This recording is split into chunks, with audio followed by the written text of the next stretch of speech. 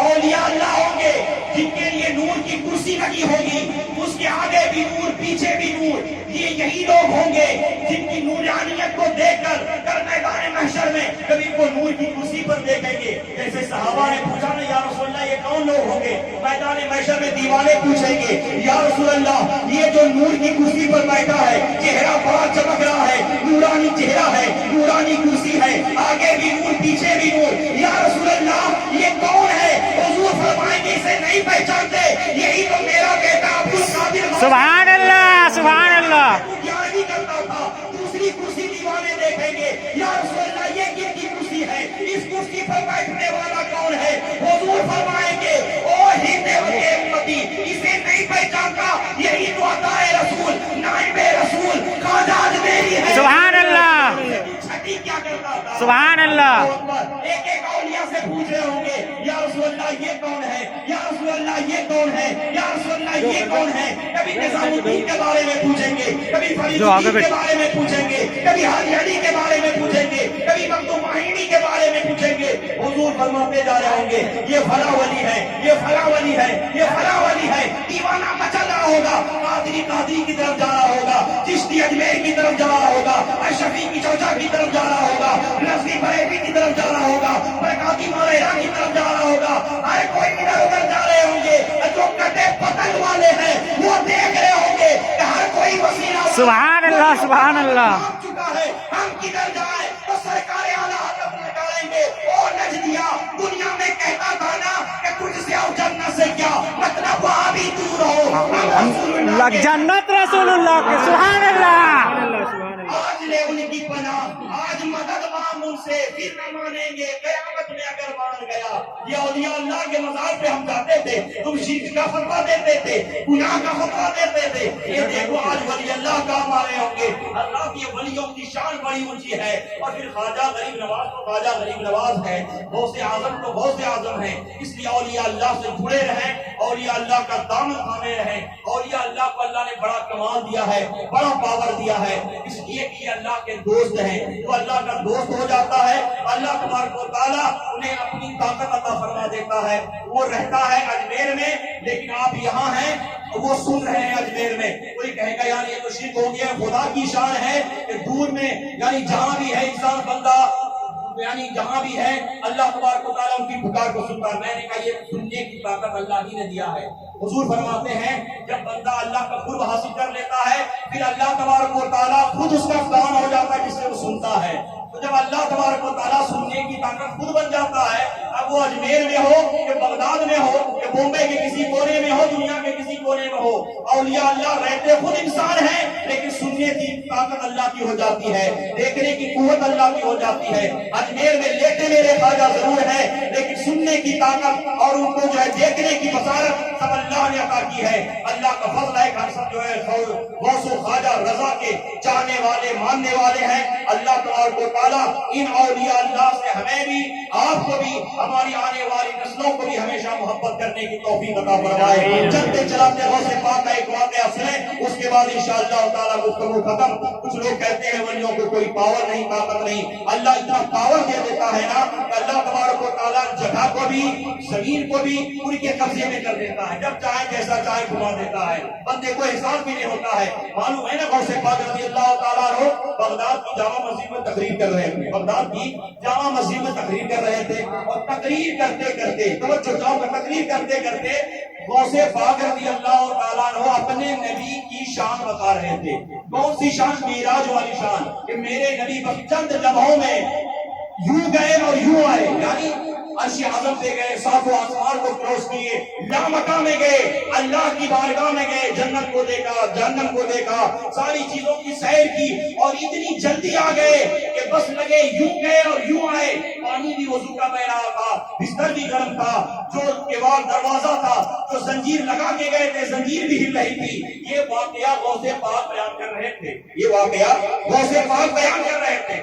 Baghdad کی مسجد میں باہر ایک یہودی، مسلمان نہیں تھا، یہودی تھا، وہ گزر رہا تھا اور وہ سن لیا کہ عبد القادر جو ہے ایسا واقعہ بیان کر رہا ہے. بس میرے نبی یوں گئے یوں آئے، بس لوگوں کو اپنا دیوانہ بنا لیا ہے اور جو منہ میں آتا ہے ایسی ویسی باتیں سناتے رہتا ہے، یوں یوں یوں کرتے رہتا ہے. حضرات گرامی، جیسے ہم لوگ نبی کی شان بیان کرتے ہیں، کچھ لوگ کہتے ہیں یہ لوگ ایسے ہی نبی کی بارے بات کرتے رہتا ہے، ایسے ولی کی بات کرتا ہے، خالی لوگوں کو دیوانہ بنا لیا ہے. مولانا لوگ جو ہے اپنا خالی پاکٹ گرم کرتے ہیں. پاکٹ نہیں، ہم لوگ وہ گرم کرتے ہیں جس گرمی کی وجہ سے انشاءاللہ تعالی جہنم کی آگ سرد پڑ جاتی ہے. ٹھیک ہے، ہم لوگ ایمان کی گرمی گرم کرتے ہیں. تو آپ غوث پاک وہی بیان کر رہے تھے، بس میرے نبی یوں گئے یوں آئے. اب یہودی نے سنا، بس لوگوں کو بٹھا رکھا ہے اور یوں کرتے رہتے ہیں. اتنی جلدی کوئی جا کے بھی آ سکتا ہے؟ غوث پاک ہے نا بھائی، سننے کی طاقت دیکھیں. دروازے کے باہر، مسجد کے باہر 70,000 کا مجمع ہے غوث پاک کی مسجد میں.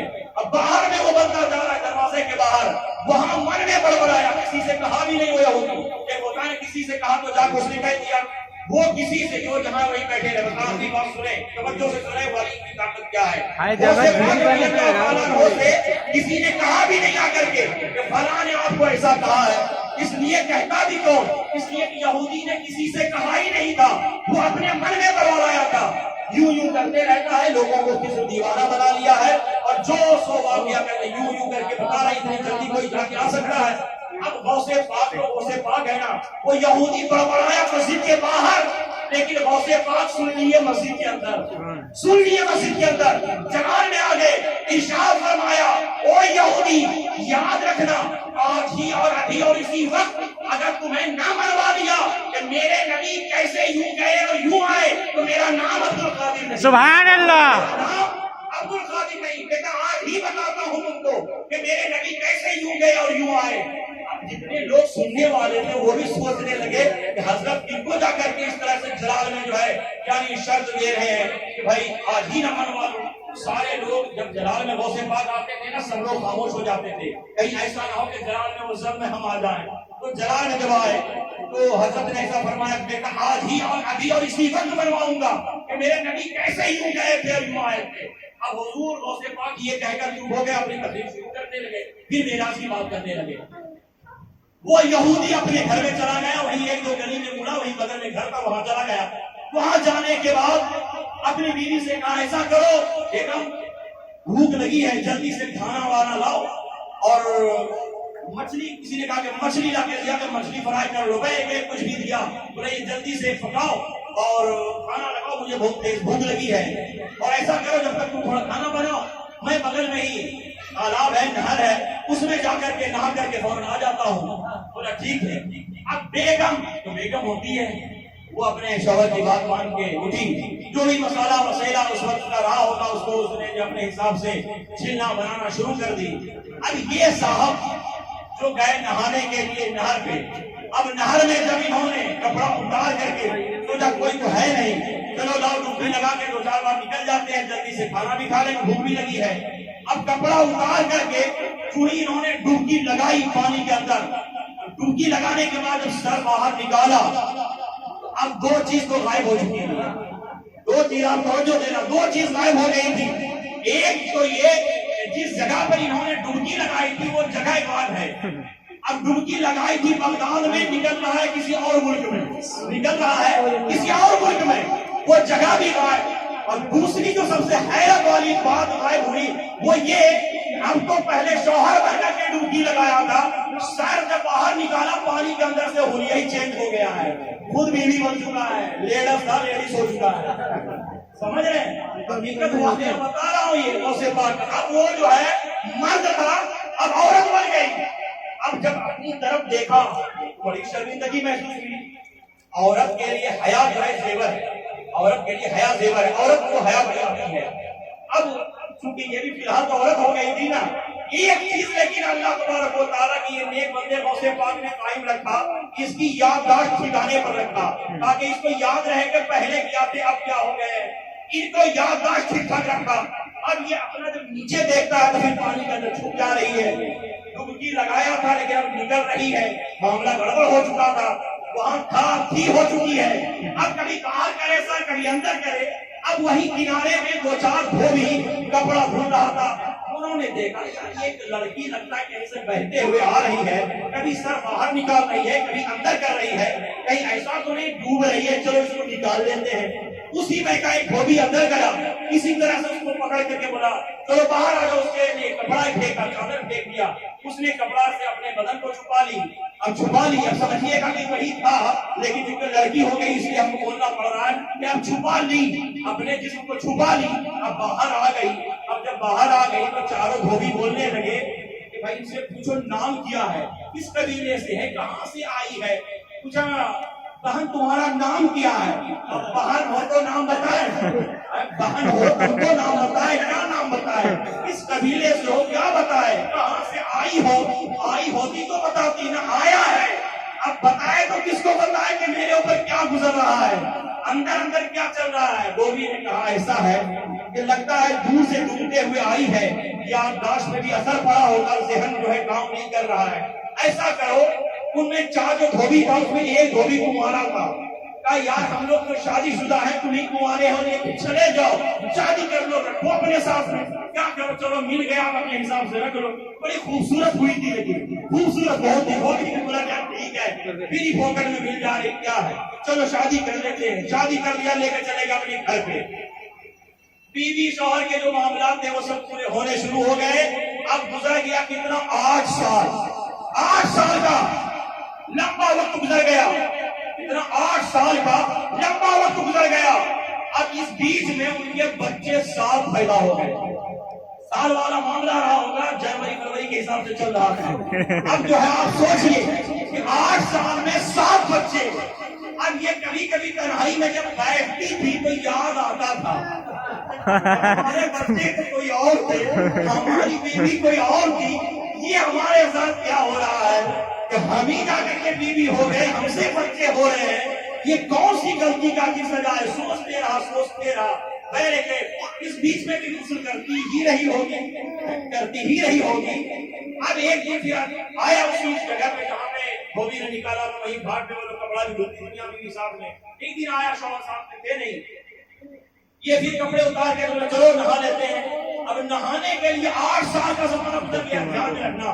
8 साल के बाद जब इन्होंने डुबकी लगाई तो अल्लाह का करम देखें, अब 8 साल गुजरने के बाद कि अब जो बाहर सर निकाल रही है, अब उसी जगह से जहां 8 साल पहले डुबकी लगाई थी। सुभान अल्लाह, सुभान अल्लाह। हैरत वाली दूसरी बात ये, अब ये मर्द हो चुका है, अब ये मर्द हो चुका है। और भी हैरत की बात ये है कि 8 साल गुजर गया, कपड़े जो उतार के रखे थे वो कपड़े भी मौजूद है। भागे भागे बाहर निकला, जल्दी से कपड़ा पहना, याददाश्त तो ठीक ठाक थे, अपने घर में घूमते हुए गली के अंदर घुसे, गली के अंदर जाकर के दरवाजे में अंदर गए और जाकर के देखा तो बीवी अभी नाश्ता तैयारी कर रही है, बीवी जो है नाश्ता तैयारी कर रही है। अब देखा जाकर के नाश्ता लाओ, और इतनी जल्दी तुम जाकर के आ भी गए, बस यूं गए यूं आ गए, बोला तुम यूं करती हो, मेरा तो सत्यानाश हो चुका है, मेरे साथ क्या क्या गुजरा है मैं जानता हूँ। बोला क्या हुआ? बोला तुम कहती हो कि इतनी जल्दी बस यूं गए यूं आ गए, अरे मेरे साथ क्या गुजरा है मैं जानता हूँ, तुमको नहीं बता सकता, ये फलसफा तो अब्दुल कादिर ही जानेगा। बोला रख नाश्ता बाद में करेंगे। भागे भागे मस्जिद में गया, देखा कि गौसे पाक अभी भी मेराज की ही तकलीफ, सुभान अल्लाह, सुभान अल्लाह, अभी भी गौसे पाक मेराज की ही तकलीफ कर रहे थे कि मेरे नबी यूं गए यूं आए। ये बंदा जैसे गया दरवाजे के पास, अब्दुल कादिर फरमाने लगे बेटा समझ में आ गया कैसे यूं गए यूं बेटा समझ में आ गया मेरे नबी कैसे यूं गए थे यूं आए थे। कहा अब्दुल कादिर सब समझ में आ गया, अब कलमा पढ़ा, ये इस्लाम में था। सुभान अल्लाह, सुभान अल्लाह, सुभान अल्लाह। होती है ये वली की शान होती है कि जमाना भी रोक देता है, जगह भी बदल देता है, इंसान की हैत बदल देता है।